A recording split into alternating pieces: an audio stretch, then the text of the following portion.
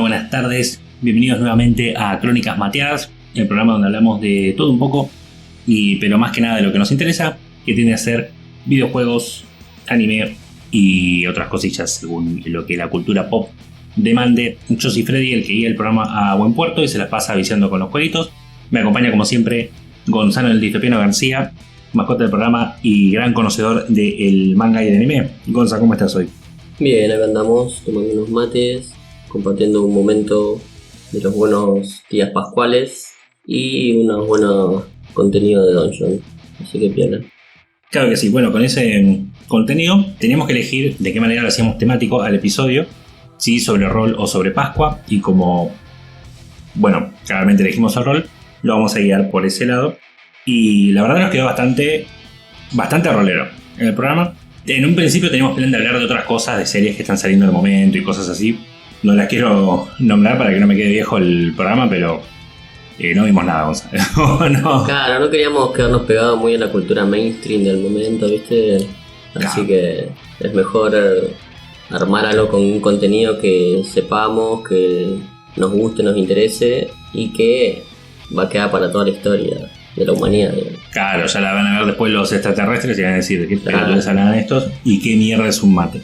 Bueno, con este tema, lo que vamos a tratar ahora son un montón de cosas que es medio gracioso porque son un montón de cosas, le decimos roleras, que tienen que ver con Dungeons & Dragons y los juegos de rol, pero a diferencia de otros programas donde he mencionado historias de Dungeons & Dragons, de lore y qué sé yo, en este caso no traigo nada, es más cosas basadas en eso. De eso, inclusive muchas cosas de ficción. Gonza, ¿cuál sería tu cosa de ficción que más te gusta basada en este estilo? Que ya lo vamos a ir definiendo.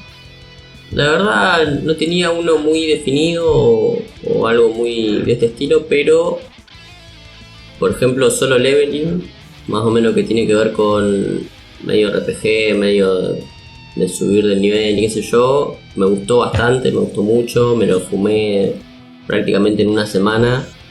Y ahora hay uno acá que vamos a comentar hoy que ya se convierte en uno de mis favoritos. Bueno, nada, sí que tuvimos una conversación muy interesante. Quería traer solo los puntos importantes antes de empezar el programa, con esta definición de cómo es el estilo, la temática de todas estas cosas, que estamos medio tirando ideas con Gonza de cómo se puede llegar a definir sin buscar nada, ¿no? Me imagino que gente profesional ya ha hecho esto de una manera mucho más eficaz. Muchos papers. Claro. Pero bueno, básicamente todo medio que cae en la idea de fantasía medieval. No solo con la misma idea de D&D, con esto de los calabozos y dragones, ese tipo de cosas, pero que el caballero, que los magos, que las diferentes criaturas mágicas lo puedes tomar para el lado que quieras. Hay gente que se va más por el lado de los mitos griegos, hay gente que se va más por el lado de cualquier otro tipo de mitología adentrándose en eso, pero es esta idea de lo medieval, lo fantástico e inclusive lo heroico en ciertas cosas. Hay estilos y estilos, ¿no? Que no todos toman, por ejemplo, lo heroico. Bueno, después tenés cosas como puntualmente los libros en The Witcher, donde es más la idea, es que es un mundo medieval más chotín, como uno creería que era en la realidad, pero de Japa le metés monstruos y cosas así para que la gente que lo pasaba mal lo esté pasando peor. Como digo, depende por dónde lo tomes, pero muchas de las cosas que nosotros consumimos, y que inclusive muchas de las cosas que no consumimos pero están siendo muy populares, están basadas en un subgénero dentro de todo esto, y ahí estamos viendo cómo llamarlo, que está basado más en los videojuegos, o bueno, en los RPGs. RPG es un término medio general, como para tratar este tipo de cosas, pero es el que más le pega porque son los role-playing games. Es un juego donde vos desarrollas un rol, que en sí eso, como dije, puede definir a todos los juegos, pero en estos RPGs, especialmente en el estilo medieval, es que te creas un personaje, lo vas subiendo de nivel, lo vas armando como querés, si es que tira flechas, si es que tira hechizos, si es que tira piñas, como te lo quieras armar. Entonces toman muchas de estas ideas o bajada de línea de los videojuegos, los pasan a estas historias. La principal diferencia que pudimos encontrar en este subgénero, mucho más basado en videojuegos, más allá de cuando hace una referencia directa como en Solo Leveling, donde el personaje está subiendo de nivel. Eso ya es básicamente un videojuego, ahí ya estás metido de lleno. Pero las cosas que más traen son los aventureros y las mazmorras. Entonces cada historia tiene su propia forma de adentrarse en eso. Eso es muy basado en los videojuegos porque los aventureros son una forma de justificar la enorme cantidad de jugadores que van a estar en un mundo haciendo la misma actividad. Normalmente la mayor parte de la gente es un granjero, no es gente que levanta espada en vez de pala. Y las mazmorras es el lugar a donde toda esta masa de aventureros se está yendo. Porque si das un montón de gente a matar un montón de lobos en un bosque, te quedas sin lobos. Entonces la mazmorra tiende a ser lo que justifica esta situación. Ahora, cada historia va a justificar sus aventureros y sus mazmorras en su propia manera, inclusive a veces no teniendo alguna de las dos. En general lo que más se tienen son los aventureros, con su gremio de aventureros, que esto no está tan presente en historias de fantasía medieval, porque en sí a lo que consideras un aventurero tiende a simplemente ser el protagonista. Los héroes del anillo, el Fellowship en El Señor de los Anillos, o diferentes protagonistas que se te puede ocurrir en estas historias, específicamente un grupo de protagonistas con diferentes fortalezas y demás. En otras historias tienden a ser simplemente los héroes que por circunstancia terminan siendo eso. Inclusive, en esto que decía de los granjeros, algunos eran simplemente granjeros, vino el malo, le mató a toda la familia y decidieron levantar la espada en vez de la pala. Es como que hay un motivo, no es que simplemente fueron a la escuela de aventureros. Eso ya es lo que empieza como meme y termina siendo un plot point real de muchas historias donde tenés que justificar a estas personas. La mazmorra es un poco más complicada porque en los videojuegos el punto es que es un videojuego. Inclusive hay muchos donde ni siquiera tenés un gremio de aventureros, pero sí tenés una mazmorra porque simplemente entras vos y matás a todos los bichos. Como solo lo hace el protagonista, no necesitas un ecosistema donde estos bichos vuelvan. En muchas historias, inclusive muchas de las historias que vamos a hablar hoy, tiene su propia lógica, su propia mecánica de una mazmorra, inclusive a veces mágica, que tiene su propia forma y ecosistema y demás. Inclusive un webtoon que yo había leído era La Maga y la Reina Demonio, una cosa así, donde no era un dungeon, era un dungeon para arriba, era una torre, y tenían su propia forma de justificar por qué tanto los aventureros podían revivir como los monstruos. Y de esa forma podían, sin que sea un videojuego, podían hacer chistes y tomar actitudes que tomaría un jugador cuando la muerte no es tan definitiva. Eso, bueno, lo vamos a hablar un poco después, pero inclusive pasa en Dungeon Meshi, que pueden tomar esas decisiones que haría un jugador porque tu muerte no es definitiva en esos contextos. Bien, pero encuentran sus propias maneras de hacer que en otro contexto la muerte sí sea definitiva, porque si no, no tenés stakes, en inglés, no tenés como consecuencias. Ya lo que va pasando es una historia medio que no va a nada. Para una comedia te viene bien, ojo. Pero bueno, sería eso como lo que sería más o menos lo que estuvimos, los pensamientos que estuvimos teniendo previos a grabar de lo que es este género. Muchos son simplemente fantasía medieval con algunos elementos y otros se meten de lleno en este subgénero que es basado más en videojuegos que en algo más tolkienense, por así decirlo. Bueno, pero de todas estas cosas, de los temitas que estuvimos viendo y qué sé yo, algo que yo personalmente no había escuchado mucho era de Tower Dungeon, que viene siendo un manga y me lo estaba vendiendo bastante bien el compañero Gonza, así que quiero que empecemos con eso, me contás un poco y después no te olvides de pasarme dónde lo estás leyendo. Por supuesto, Tower Dungeon es una obra muy nuevita del 2023. A esta altura tiene más o menos 9-10 capítulos, pero son capítulos mensuales.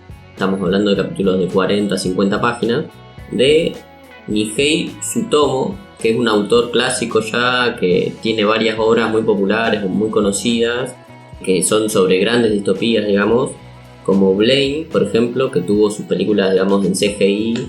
También una serie bastante conocida de él, animada, que es Sionia no Kishi. Y después algunos mangas que son populares dentro de lo que sería la cuestión de culto del manga, que es por ejemplo Biomega y Aposis, que son más o menos unas obras, las últimas grandes obras que tuvo Tsutomu. Pero nada, siempre se basa en la cuestión de distopías laberínticas, mundos ruinosos, últimos humanos sobrevivientes que tienen que buscar la manera de no morirse, de perdurar hasta la última consecuencia. Sus historias toman, digamos, ese tipo de rumbo, digamos, ¿no? Mundos ya posapocalípticos, pero que quedaron en la miseria misma, digamos, ¿no?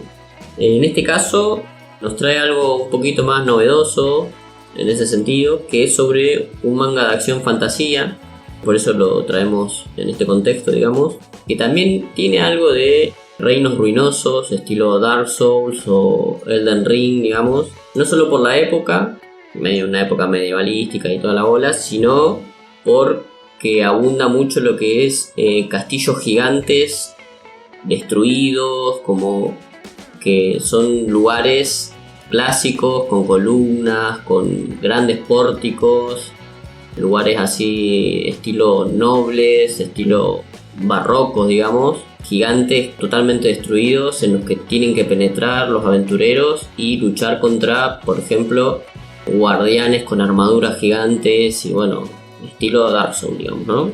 Por lo menos en lo que tiene que ver con los diseños, digamos.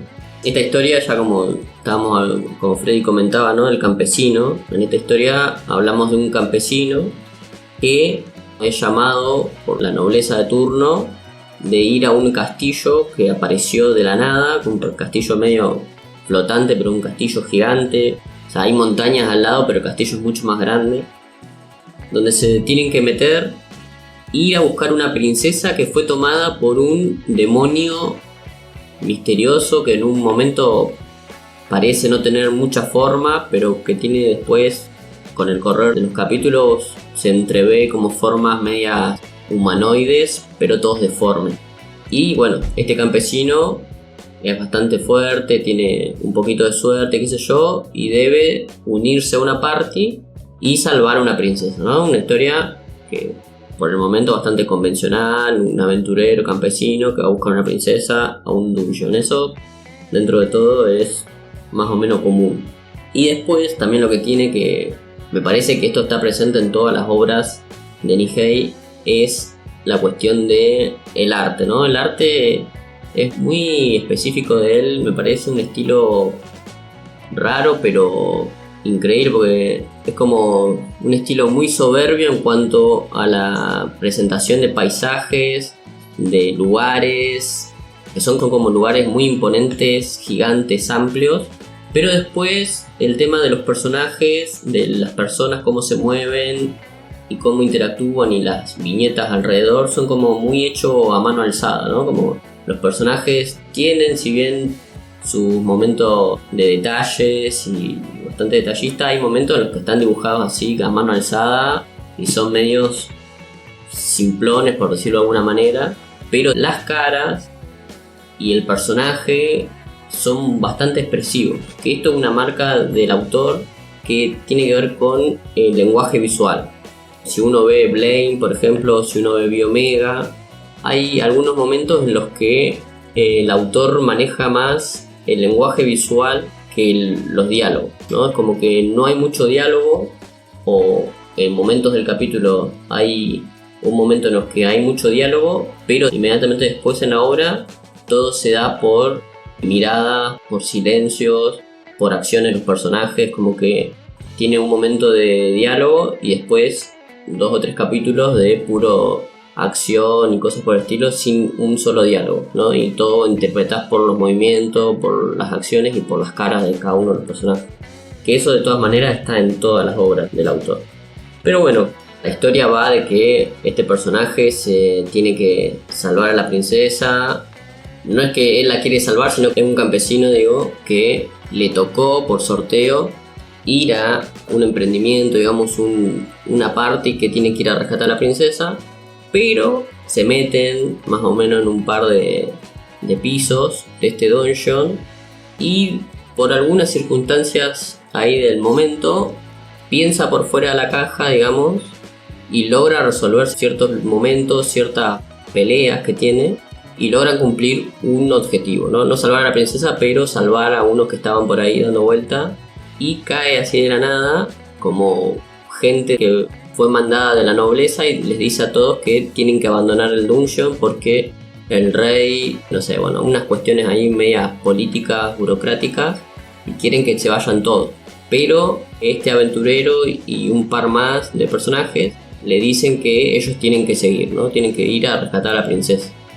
Y después, en estos pocos capítulos que tiene, te dan un par de vistas y te dan a entender de que no es que solamente este dungeon está lleno de bichos y un bicho estilo demonio raro apareció en este castillo, sino que en la corona y por fuera del mundo también hay lugares políticos y de poder estilo medio religioso que también están poseídos, o por detrás hay algunos bichos estilo demonios también funcionando ahí. Así que nada, es una historia nueva. A mí me gusta mucho las historias del autor. Siempre quise traer algo de esto al podcast, pero es bastante complicado recomendar porque es para un público más de culto, digamos, ¿no? Como más específico. Por eso lo tiendo a relacionar con Dark Souls y Elden Ring, que también son medio parecidos, ¿no? No son tan esperanzadores como uno quisiera, digamos, ¿no? Pero yo creo que acá en esta historia el autor trata de, ya no digo ir por ese lado, pero digo traer una historia no tan distópica como las anteriores de él, pero con un poquito más de aventura, o como le da un espacio más a los personajes, digamos, ¿no? Para que tenga más esperanza por lo menos. Así que nada, recomendado, y obviamente cuando avance un poco más tal vez le den animación o algo así, pero para mí la merece.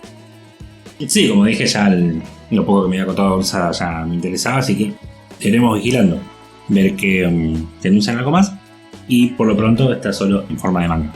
Así que ir recién empezadito, gente, es el momento para meterse.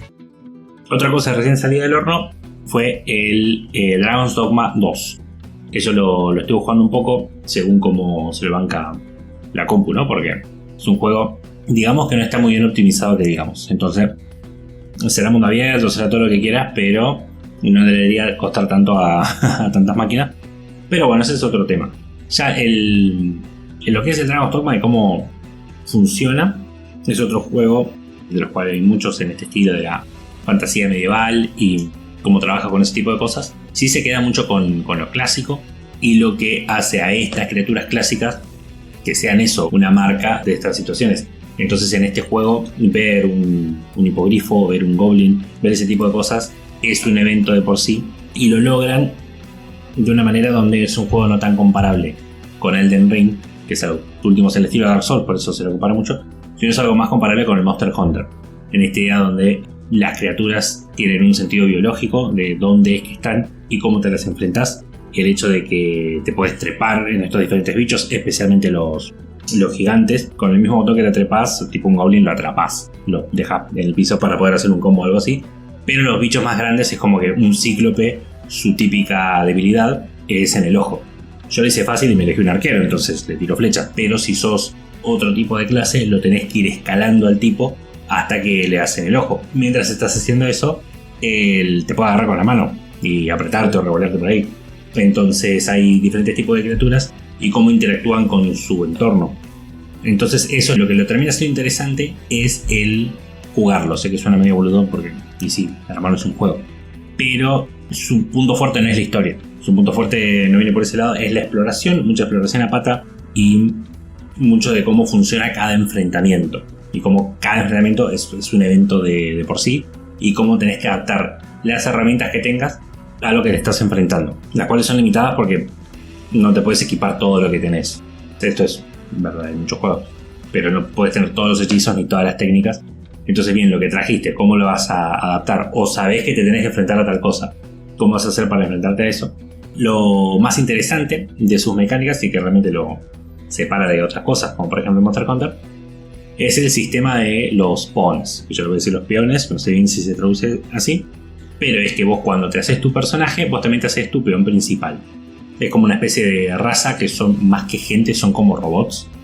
No porque sean robots en sí, ¿no? Pero es una raza fantástica que existe para darle bola a Risen, que en términos prácticos es el elegido.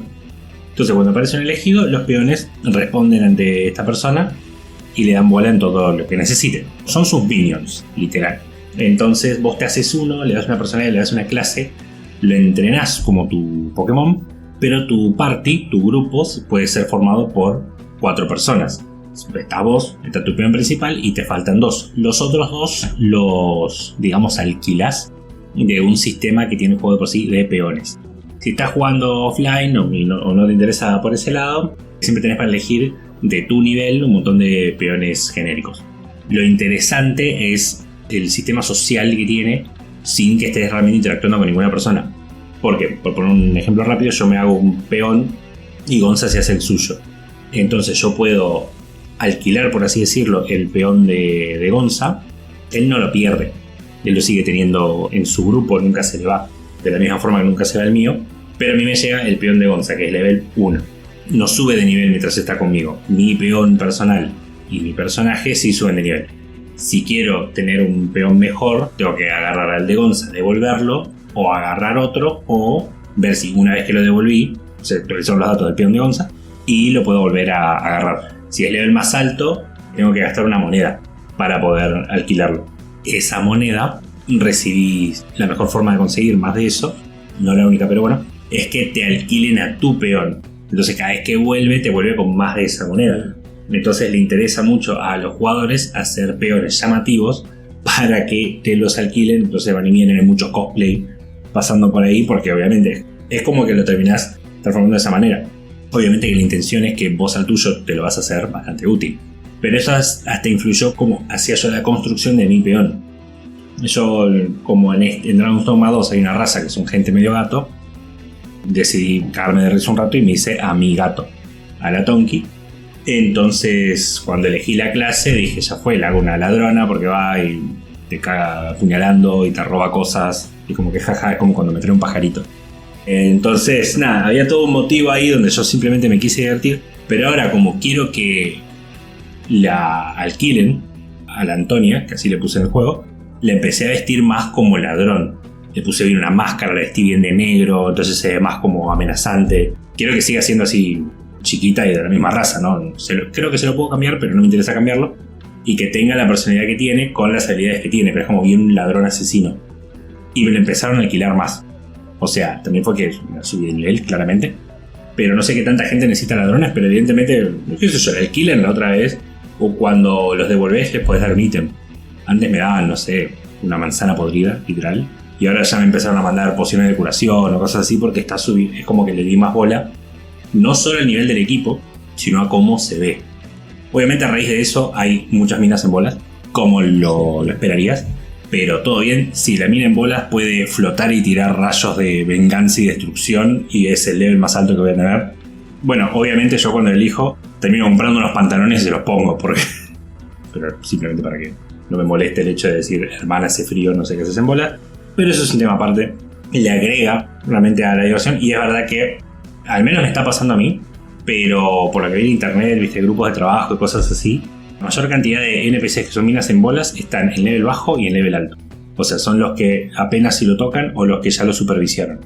En el medio, no sé, estamos los que jugamos cuando podemos y estamos más roleando una interpretación, o los cosplayers. Hay un montón de Daenerys, un montón de, bueno, Melina del Elden Ring.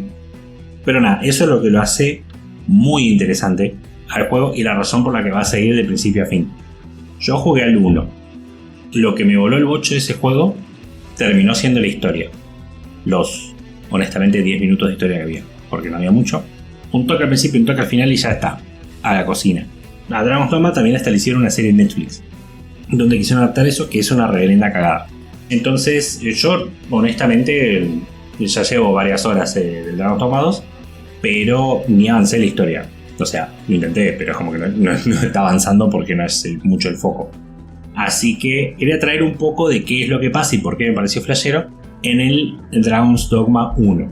Compararlo un poco con la serie Netflix, simplemente porque me causa gracia. Y nada, puede que sea spoiler del Dragon's Dogma 2, porque la forma en que funciona el 2 es como que te están volviendo a contar lo mismo que pasó en el 1. Es como un universo paralelo, no es que lo del 1 pasó. Pero puede que el señor Ponja haya dicho eso y realmente se está esperando un plot twist que va a mandar al final, porque no le quiero hypear mucho. A mí me pareció muy flashero lo que hizo y por ahí está montando otra cosa. Y puede que saber cómo terminó el 1 le agregue mucho sabor al 2. Entonces, ya te digo, puede ser spoiler o no, pero bueno, Básicamente está toda historia de los peones y qué sé yo. Los peones le dan bola al elegido. ¿Quién es el elegido? El elegido no nace elegido, lo literal elige el señor dragón. Por eso el Dragon's Dogma es el dogma del dragón, es lo que medio que decide este bicho. El dragón acá puede hablar, es muy intelectual inclusive cuando habla. No hay muchos dragones en su tamaño, hay algunos por lo que estoy viendo en el 2, eso es medio nuevo. Que bueno, sí, el bichito que escupe fuego, pero tiene el tamaño de un colectivo. El dragón este tiene el tamaño de un Boeing 707, por así decirlo. Es una tremenda cosa gigante. Y aparece en el 1 al menos. Te muestra cómo simplemente sale de un portal. No es dato menor que sale en posición fetal.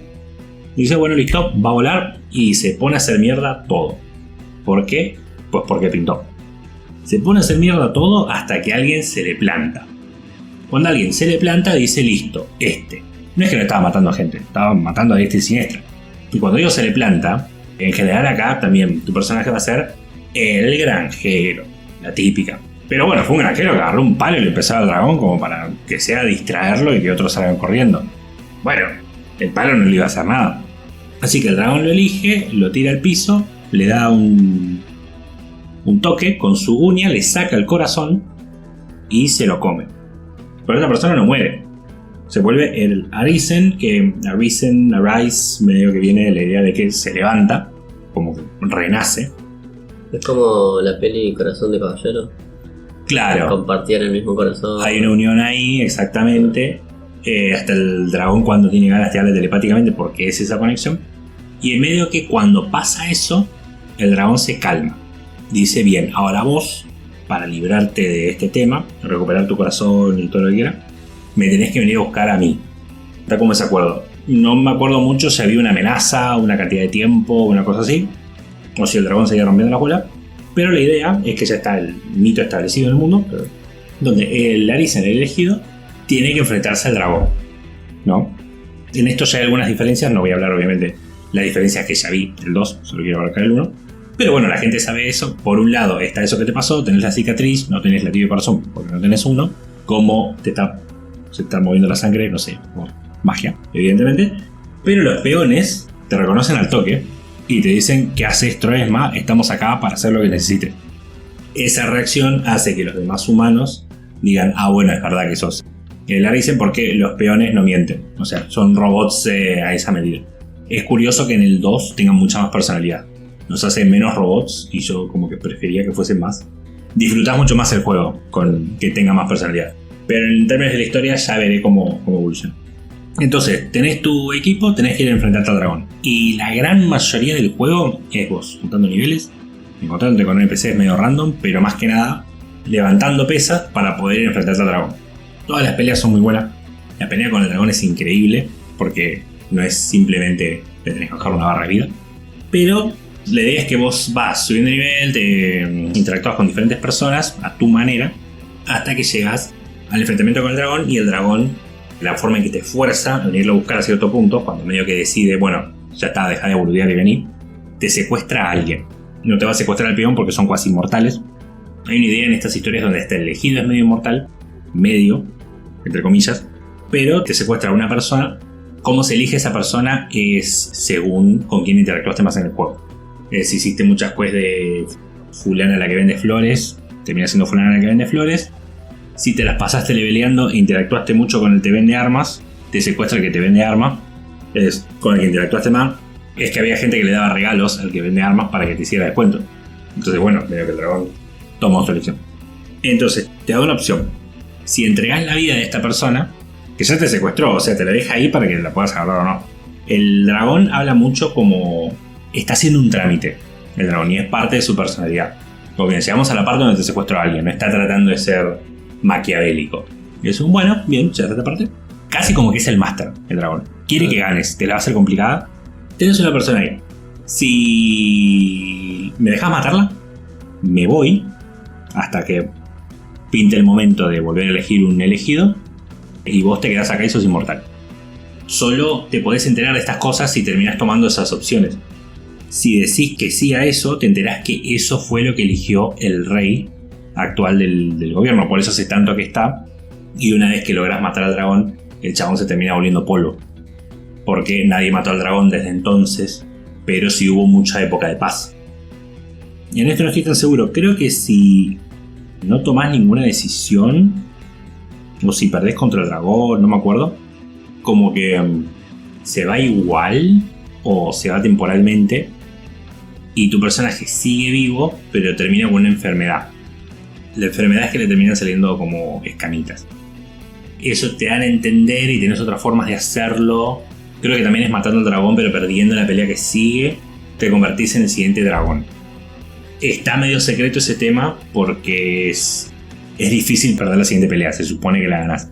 Pero eso es un dato que está medio escondido y que toma la serie Netflix. La serie Netflix es bastante mala y cada episodio está basado en un pecado capital. No sé bien por qué, porque había cero cristianismo, por así decirlo.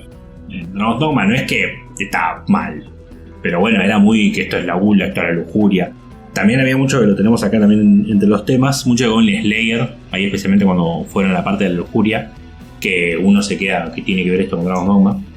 Al mismo tiempo Dragon's Dogma no tenía historia, o no tenía mucha, entonces no sé bien de dónde se están agarrando, pero parte del final ese es que el protagonista, que medio que representa la furia, y creo que eso es lo que querían ir con todo esto de pecado capital, se termina convirtiendo en el nuevo dragón. Entonces se ve que lo basaron en esa parte. Algo de investigación hicieron, lástima que no está muy bien aplicado. Pero si le decís que no, salvás a la persona y te enfrentás al dragón, pelea épica y veo que ascendés a otro plano de existencia. Pueden matar al dragón, te enfrentás a un montón de cosas, te enfrentás a tu sombra, por así decirlo, la típica cuando te enfrentás a vos mismo.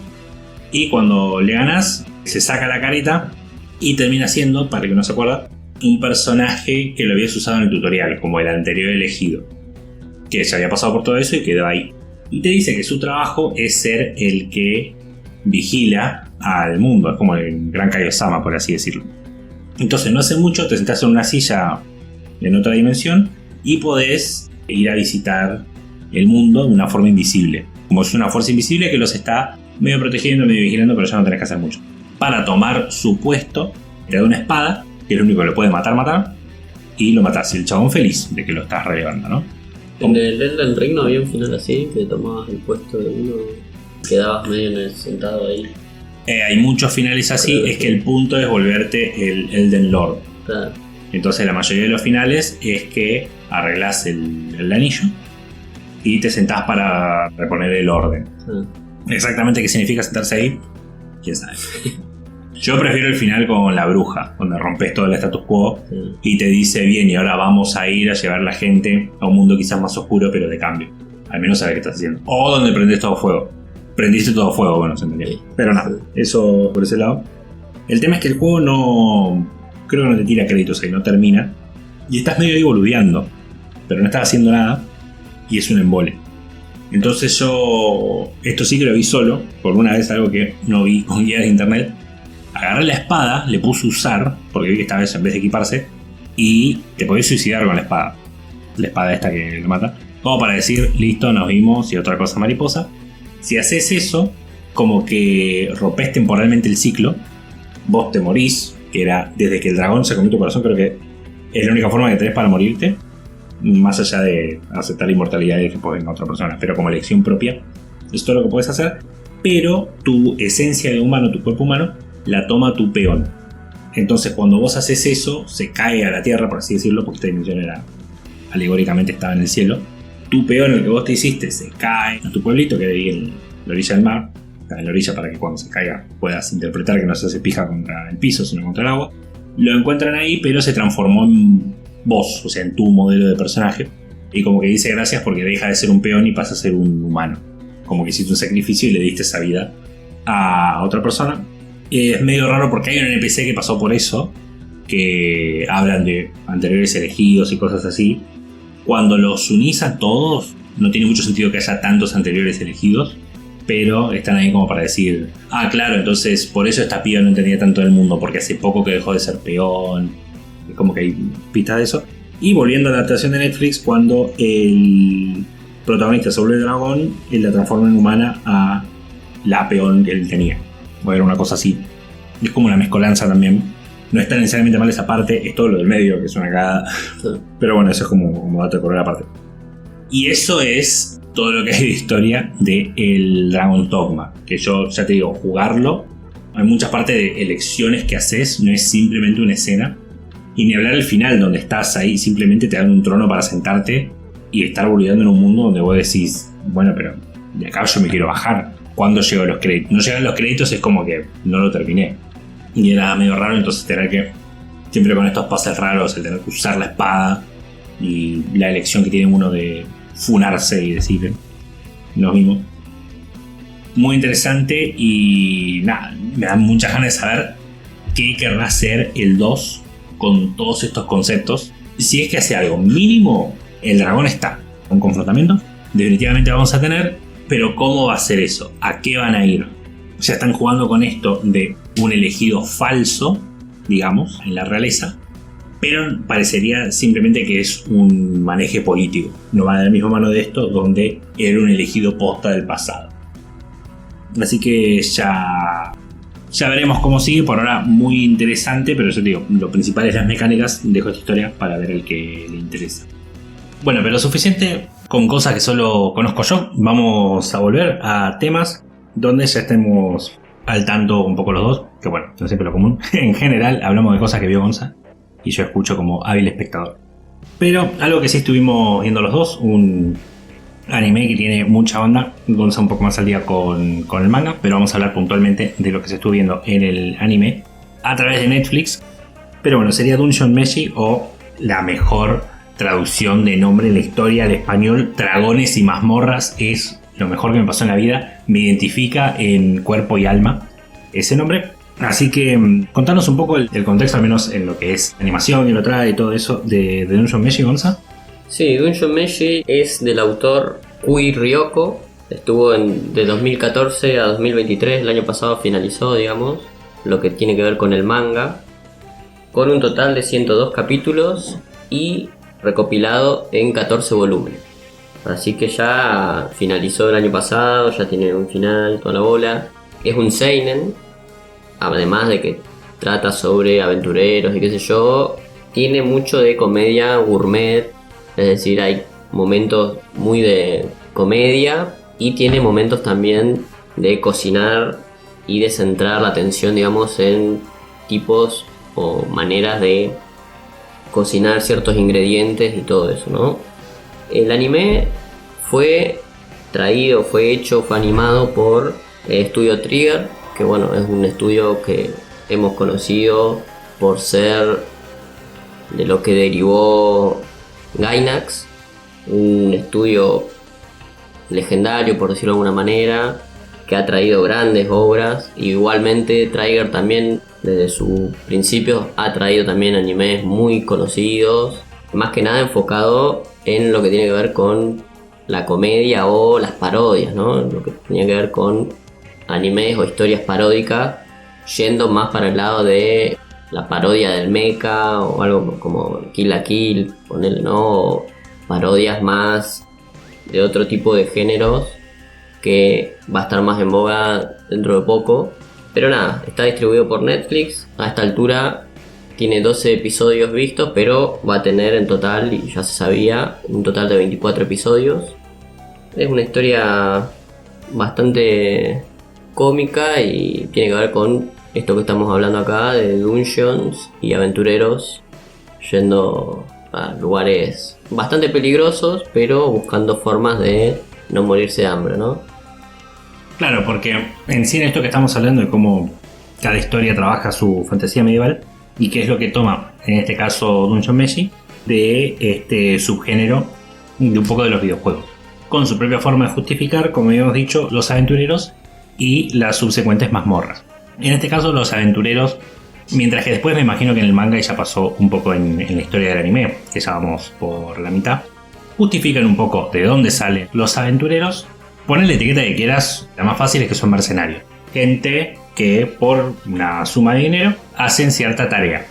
Pasa que como siempre tenés algún que otro monstruo haciendo alguna que otra cosa, en general les pagan para ir a cagar a piñas a monstruos, lo que al ser estas criaturas separadas de cualquier raza pensante, humanos, elfos o enanos, está como moralmente bien visto. Es decir, bueno, te cagas a piñas con un golem, no pasa nada, total no era algo realmente pensante. Inclusive en Dungeon Meshi todas las criaturas que presentan son más animales excesivamente peligrosos más que verdaderas criaturas pensantes. Las pocas pensantes que presentan medio que no salen del dungeon, como creo que los orcos, viven ahí a raíz de otras cosas, pero no es que son de ahí. Lo que sí tiene su propia y larga justificación, y eso sí lo vimos en lo poco que se vio del anime, son las mazmorras. Estas mazmorras son lo que se define como mazmorra en este mundo. Es un lugar creado por un mago, ¿no? Porque vimos que hubo una clase al respecto, la que se las pasan explorando. Entiendo que es como la super mazmorra, la más conocida.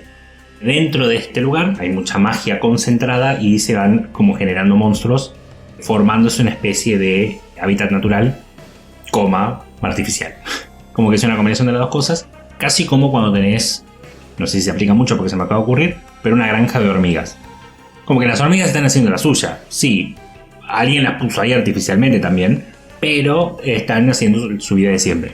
Entonces como más o menos va por el mismo lado, por ahí algún que otro bicho creado artificialmente para esto, pero en general creo que los golems puntualmente eran los más artificiales, pero por lo demás son más excusas biológicas para todos estos bichos. ¿Cómo la historia va? Bueno, voy a empezar con de qué va la historia para que se entienda cómo justifica muchos de los bichos. La idea es que el grupo de protagonistas había ido al dungeon, que tiene diferentes niveles, ¿no? Mientras más abajo peores. Llegaron bastante abajo, se enfrentaron a un dragón, el dragón los caga a piñas. Se terminó comiendo a la hermana del protagonista, el cual la quiere ir a rescatar. Pero, como están muy bajos de fondos, no les alcanza para los recursos necesarios para llegar tan abajo. Específicamente, comida. Entonces, la forma en que lo resuelven, después está como se interactúan entre ellos, ¿no? Pero la forma en que lo resuelven es, bueno, ¿qué tal si cazamos a los monstruos que están en el calabozo, en la mazmorra?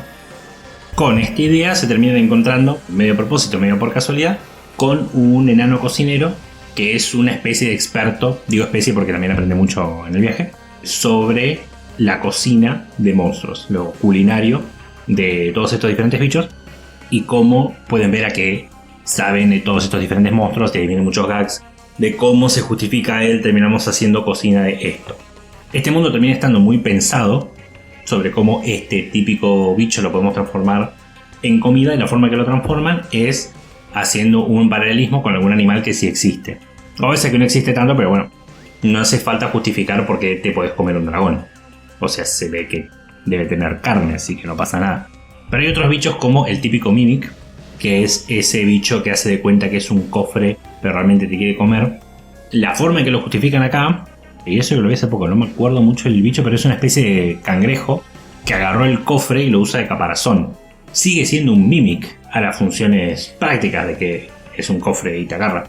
También hay insectos que hacen de cuenta que son monedas y otras cosas, pero es como que cuando lo ves al bicho decís, entiendo cómo esto es orgánico, por ende entiendo cómo esto te lo puedes comer. Hay otros momentos donde como que hacen excusas muy elaboradas de cómo esto se puede convertir en comida, como cuadros que te transportan a otra dimensión, o fantasmas, como mierda te comes un fantasma, pero encuentran la forma de dar la vuelta y relacionarlo con comida.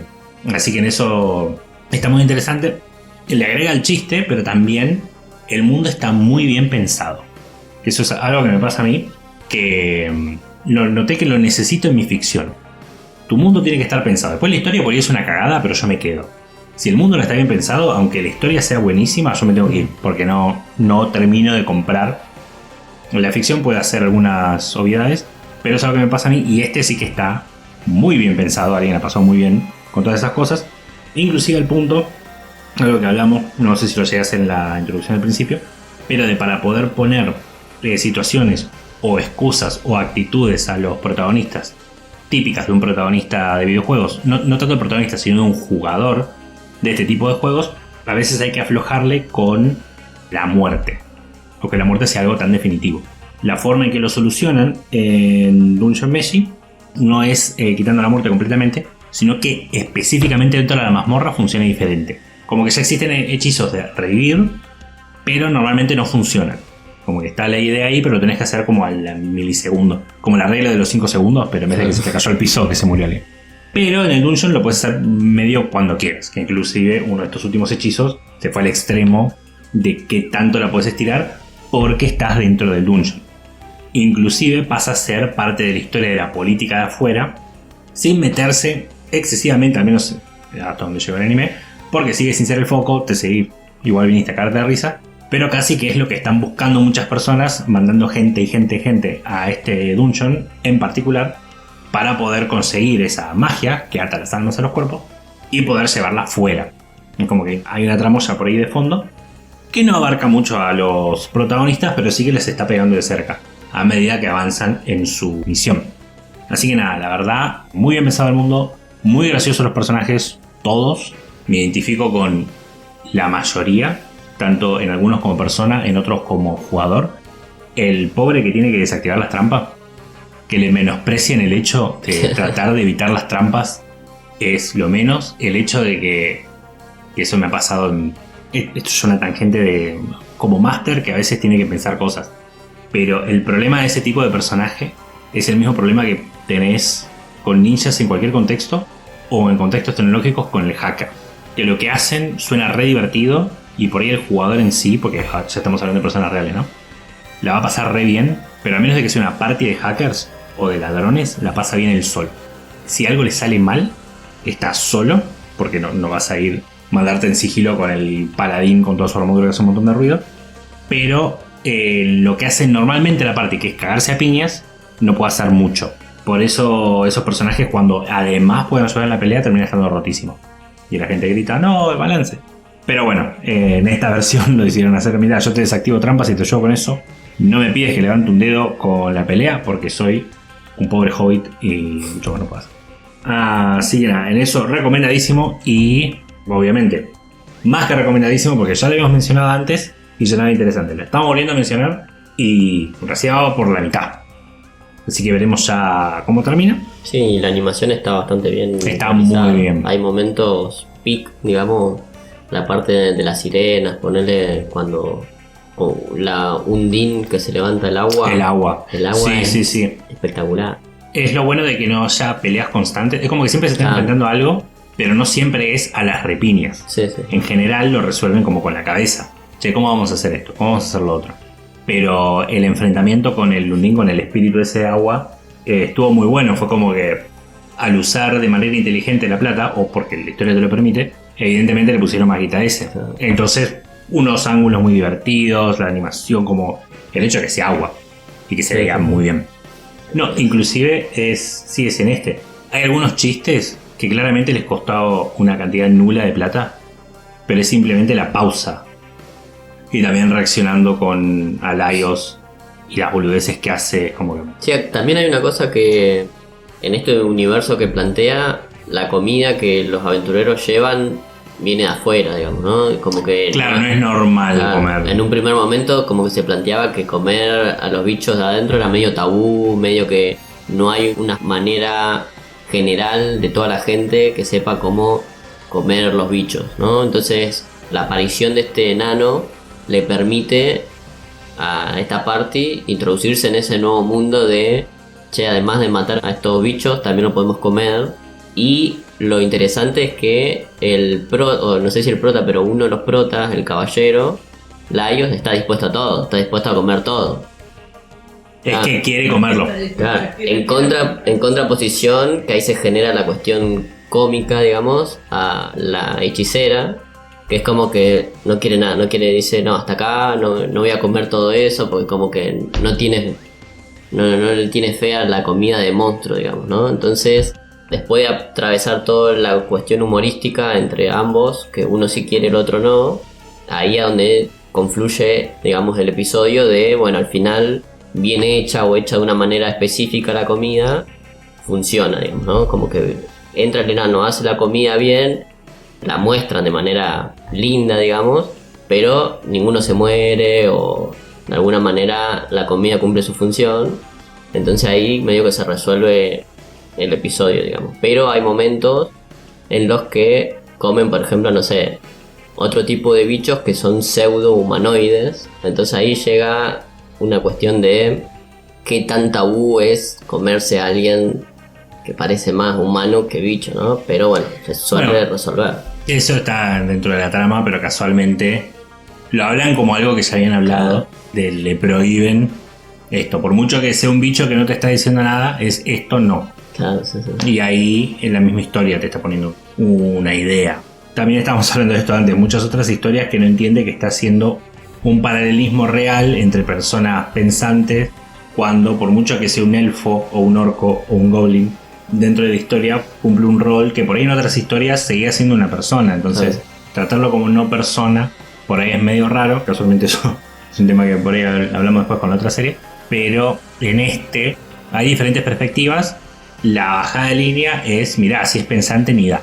Laios, el guerrero, no lo ve así con ciertas criaturas, pero el resto de su parte lo ve así, entonces lo cagan a pedo. Y nadie en ningún momento lo ve así con los orcos. Los ven como los otros, los que están allá, y algunos lo ven solo como enemigos, pero inclusive el mismo Laios simplemente los ve como seres pensantes y punto, y que está esta diferencia de lo creado dentro del dungeon y lo que viene de afuera. Los orcos vienen de afuera. Estas criaturas de las cuales estaba en duda el bueno de Laios, entiendo que vienen de adentro, creadas dentro del dungeon. Pero bueno, ya que estábamos entrando en este tema, la moral y qué es lo que representa cada bicho, es hora de entrarnos en el tema final de lo que sería el podcast, pero no por eso el tema menor: Goblin Slayer. Algo que tiene su manga, tiene su anime, tiene spin-offs, tiene goblins y tiene slaying. Así es. Una historia que acá en el podcast ya la hemos tratado, hemos hablado de manga, hemos hablado del anime, incluso de la peli, ya la habíamos comentado. Pero la temporada pasada había salido la segunda temporada de Goblin Slayer, bastante infravalorada, no se habló casi nada en la temporada, fue muy invisibilizada en todos lados, ¿no? Tanto en redes sociales, en Vox Populi, digamos, en las plataformas, bueno, en casi todos lados. Pero bueno, yo voy a hablar un poquito de esta serie y también hablar sobre los spin-offs que, a pesar de todo, vienen floreciendo muchos. Hay bastante, digamos, ¿no? Pero bueno, para ver si alguien no conoce más o menos dónde sale o qué sé yo, voy a comentar muy por arriba un pequeño resumen de lo que es y hacia dónde apunta Goblin Slayer. Goblin Slayer empezó como una novela ligera en 2016 y es de el autor original, digamos, de la novela ligera, de la historia, vamos a decirlo de alguna manera, es Kumo Kagyu. Este autor está detrás de todos los spin-offs y de todas las historias que tienen que ver con Goblin Slayer. Y después, en la novela ligera, el arte lo hace Noboru Kanatsuki. Esta historia, digamos, es como lo que venimos hablando, ¿no? Un mundo más que nada relacionado con el RPG o el juego de rol, el Calabozos y Dragones, pero el lado B, digamos, no ese grupo de aventureros que toman las armas para ir en contra del dios demonio, del dragón supremo, del archimago oscuro y toda la bola, sino que se trata de un aventurero barra héroe que solo le interesa cazar goblins y matar goblins. La historia más que nada trata de eso. Tenés por un lado gremios que digamos contratan aventureros, los mandan en misiones, hay recompensa, bueno, está todo el universo de lo que sería un RPG medio tradicional ahí. Pero bueno, la historia va más que nada por el lado de matar goblins, supuestamente es la premisa principal, y que, digamos, en el tiempo Goblin Slayer va teniendo una party también, como las típicas parties, una elfa arquera, un enano que es medio chamanístico, que hace poderes, tiene una sacerdotisa, bueno, un lagarto que es medio también chamán, que trae hombres lagartos de hueso. Está la party más o menos así. Después se van agregando personas, se van restando y así, pero esta es la party media básica, digamos, ¿no? Unos pocos meses después ya sale el manga directamente en el mismo año, 2016, manga seinen, con casi a esta altura 90 capítulos, también del mismo autor, pero en este caso un nuevo artista que es Kurose Kosuke. Es un dibujo un poco más brusco, digamos, más violento, para decirlo de alguna manera, pero está bastante bien el dibujo. La historia, está de más decir que es más 17, pero es más para mayores de edad, digamos, ¿no? Porque tiene gore, profanity, desnudos, asesinato de niños o de niños goblins, vamos a decirlo. Pero igualmente hay de todo. Hay mucha masacre, mucha sangre, muchos asesinatos, hay de todo. Bueno, lo interesante del manga es que qué tanto uno puede estirar la historia de un aventurero caza goblins, ¿no? Porque bueno, las primeras es cazando los primeros goblins y te va mostrando cómo los goblins tienen, por decirlo de alguna manera, una cierta jerarquía, pues tenés los goblins de a pie, los goblins arriba de perros, los goblins que quitan las armas a los humanos, los goblins que están en cuevas más con trampas, goblins hechiceros, chamanes y qué sé yo. Pero bueno, tenés tu cierta, digamos, límite hasta donde pueden haber goblins distintos. Pero entra la cuestión de que el cazagoblins, este Goblin Slayer, no va únicamente matando goblins con la espada o con armas sumamente potentes, sino que idea estrategias, formas de matar goblins de determinadas maneras, depende la quest, digamos, ¿no? Depende del campo, depende de dónde están viviendo, depende qué está pasando con los goblins. A pesar de que él es un guerrero con un escudito y una espada medio pelo, utiliza armas que encuentra en el campo de batalla, utiliza artilugios, hechizos en pergaminos. Después, cuando ya tiene una party, va ideando las estrategias de acuerdo a las capacidades de cada uno de los aventureros que lo acompaña. Pero es como que la cuestión un poco se nutre entre, digamos, los asesinatos que puede hacer este Goblin Slayer, más algunas variantes que se le pueden ir agregando con diferentes estilos de matanza, ¿no? Después en 2018 apareció la primera temporada de Goblin Slayer con 12 capítulos por estudio White Fox, que fue el mismo estudio que hizo la película en 2020, que es el Goblin Coronado, el Goblin Rey, digamos. Pero ahora en 2023 el estudio de animación cambió por un estudio que más o menos está trayendo bastantes animaciones y bastantes cosas, que es Linden Film. Igualmente son solamente 12 capítulos o 12 episodios esta segunda temporada. Y bueno, la primera temporada era la presentación del Goblin Slayer y la party, cómo funcionan entre ellos. La película, un asedio a un castillo gobernado por goblins, que nadie sabía, pero bueno, de pronto estaba ahí. La segunda temporada ya baja un poco los cambios y se introduce un nuevo personaje en la party y siguen aventuras, hay un par de capítulos de relleno. Y también hay que decir que, por lo menos a mí principalmente, me está costando mucho leer la historia original, o la historia original entre comillas, digamos, pero el manga, ya a esta altura, porque como le comentaba antes acá a Freddy, es que a esta altura Goblin Slayer lo que están haciendo es yendo a una boda de la hermana de la elfa arquera que está en la party, o sea, no tienen una excusa que nada tiene que ver con nada. Se fueron a los bosques de los elfos a una boda, que estaría buena la boda, ponele, si estaban haciendo una aventura recontra zarpada y de pronto caen y está la boda y qué sé yo, bueno, pero literalmente ir desde su base a decir, che, vamos de aventura a una boda elfo, es como, bueno, está bien, y meten todos los personajes habidos y por haber, todos los ships del Goblin Slayer, digamos. Pero bueno, no importa. Lo que sí importa es que de todas maneras fue una obra bastante popular, por decirlo de alguna manera, y tuvo bastantes spin-off, más de la cuenta, o más de lo que necesitaba, diría uno. Que la mayoría de estos spin-off, o prácticamente todos los spin-off, tienen su versión a novela ligera. O sea, primero estaba la novela ligera, para decirlo de alguna manera, y después es traducido a manga. El primer spin-off es Goblin Slayer Years 1, que es año 1 de 2017, que para mí, yo acá voy a decir una cosa, es el mejor spin-off y mejor que la historia original. Es este spin-off. Tiene casi 100 capítulos, o sea, tiene más capítulos que el manga que adapta la historia original. El arte lo lleva Sakaeda Kento. Y obviamente la historia es también del mismo autor.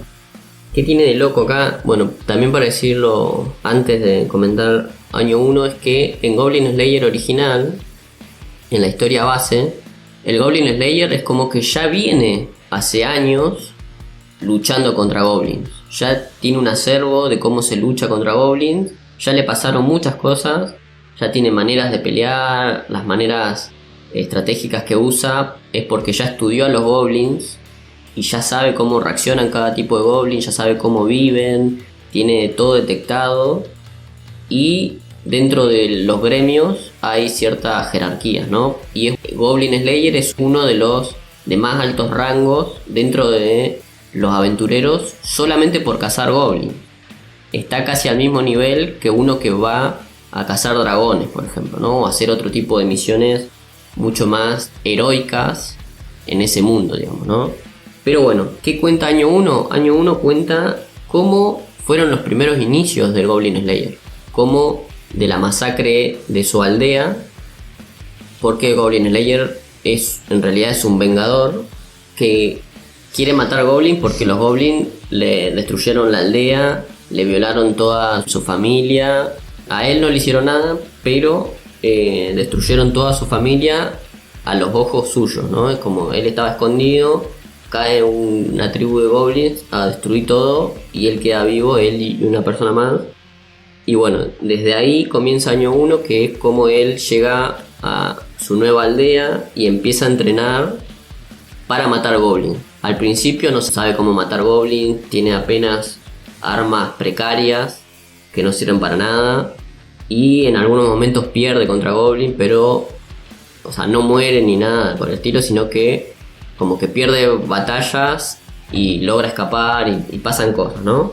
Pero en este Año 1 te cuentan cada arco quiénes fueron los maestros que los entrenaron para cazar específicamente goblin, que esto es muy interesante porque Goblin Slayer en Año 1 tiene varios maestros que de alguna u otra manera le enseñan a cazar goblin o le enseñan cosas para que él se convierta en un aventurero, y uno de sus maestros fue un goblin, y no es que te lo tiran muy abiertamente, sino que te dan a entender muchas cosas, medio flashback y cosas por el estilo, y te dan a entender cómo el Goblin Slayer aprende la cultura, entre comillas también, de los goblins a través de un, no sé si chamán o qué sé yo, goblin, ¿no? Un sabio goblin aparece, que eso todavía está en un halo de misterio, ¿no? Porque no es que te lo dicen así como vos ves cómo está pasando la situación, sino son como reminiscencias de cuando él se acuerda que fue entrenado por el goblin. Pero también hay una hechicera que lo entrena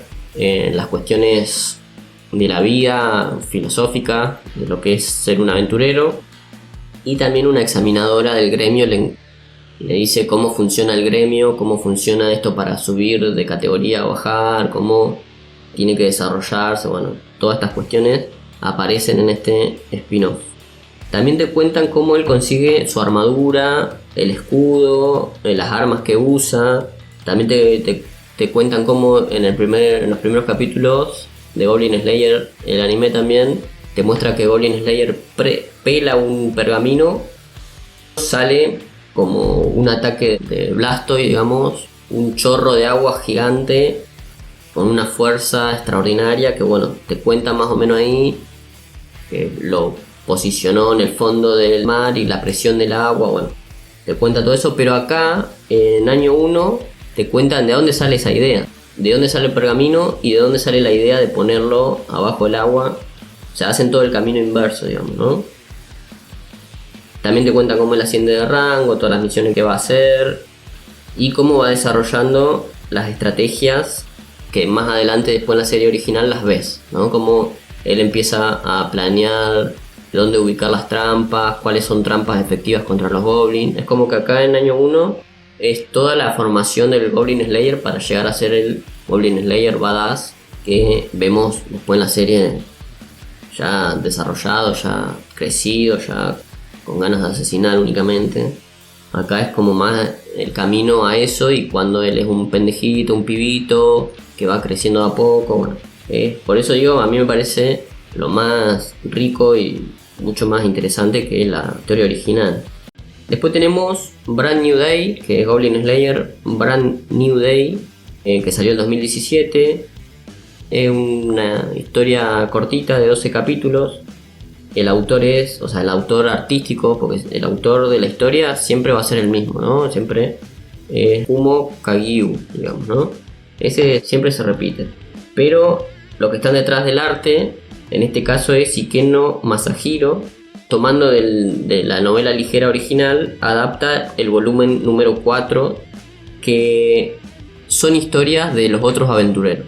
Es como corta la historia de Goblin Slayer y te cuentan qué está pasando con los otros aventureros que se venían desarrollando con Goblin Slayer. No sé, el lancero y la hechicera que tiene tetas, digamos, ¿no? O los newbies que están ahí y Goblin Slayer es como el docente del sensei de ellos y le explica cómo tienen que cazar, ponerlo, ¿no? Como todas esas otros aventureros que habían aparecido más o menos ahí en la historia, Brand New Day adapta qué iban a hacer, ¿no? Cómo son sus aventuras.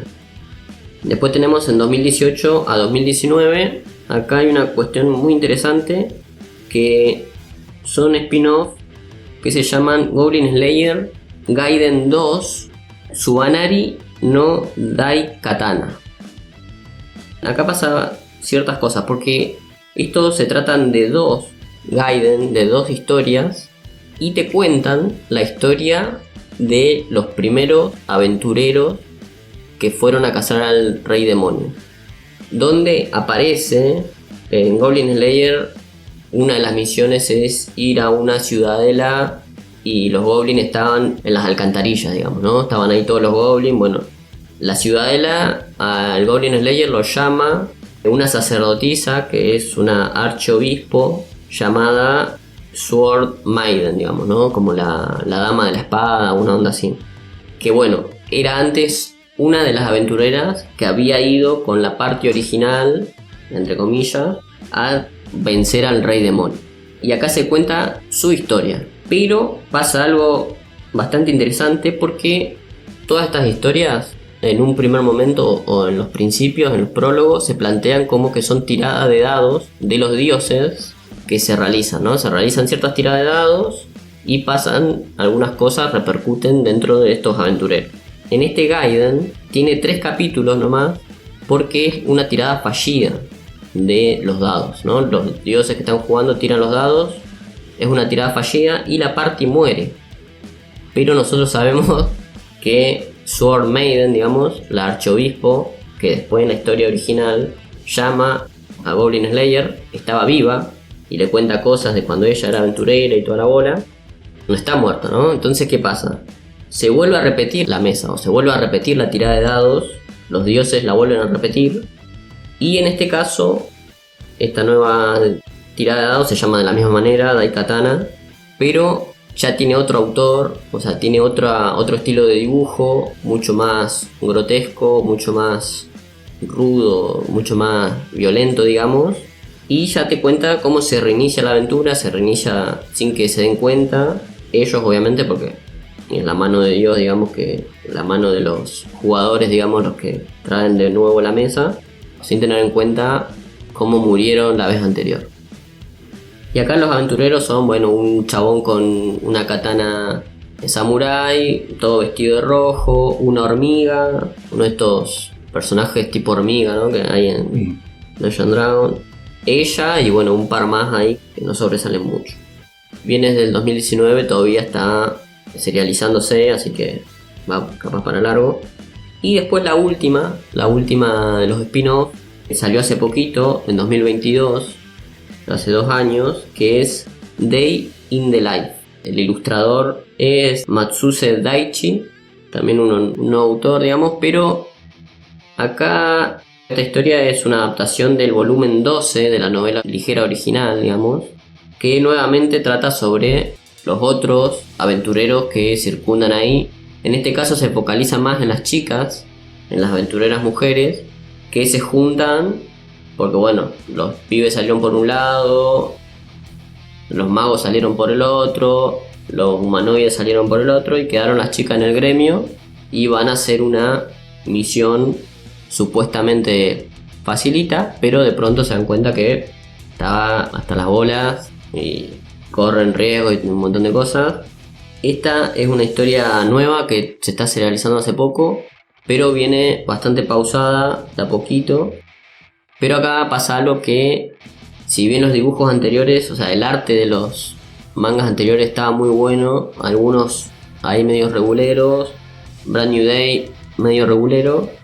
En Die in the Life es literalmente una aventura pasada por agua. Es como si los hiciera chibi a los personajes, ¿no? Entonces, medio que no se condice con el tono, con, digamos, si es más 18, parece más un chibi, más un moe, más algo medio clamp, ponele. No es de ese estilo, pero digamos que medio que a mí no me convenció para nada. Me parece que no se condice el arte con el tipo de historia, digamos. Está bien que estos spin-off no tienen el mismo nivel de violencia que lo anterior, pero de todas maneras me parece mucho ya, ¿no? Es como una lavada muy, muy brutal de la historia de Goblin Slayer. Pero bueno, eso sería todo.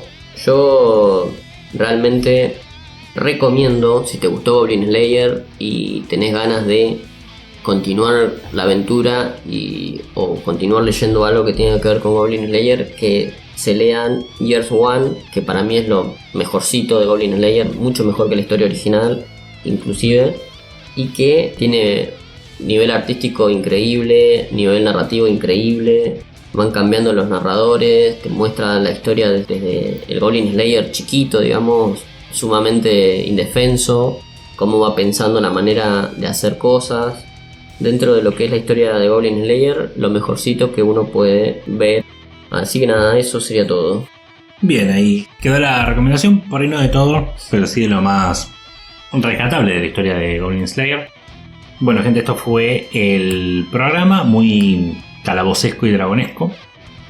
Terminó siendo unificado porque había muchas cosas a flor de piel con estos temas y mucho interés en abarcarlos a todos.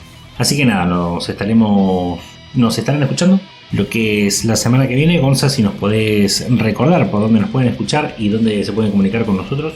Por supuesto, y estamos obviamente en el Twitter, en X, ahí estamos como @mateadas, muy simple, muy al toque.